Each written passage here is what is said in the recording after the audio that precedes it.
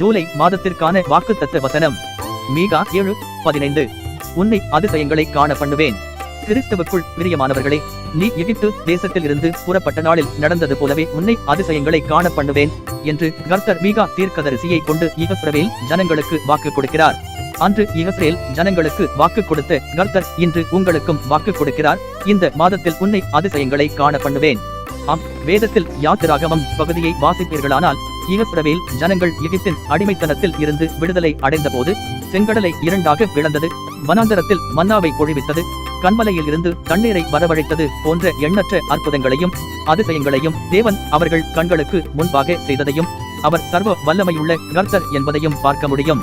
அன்று அதிசயங்களை செய்த கர்த்தர் இன்றும் செய்து கொண்டுதான் இருக்கிறார். இன்றைக்கும் நீங்கள் எந்த ஒரு சூழ்நிலையை கடந்து கொண்டிருந்தாலும் அதை மாற்றிப்போட கர்த்தர் வல்லமையுள்ளவராயிருக்கிறார்.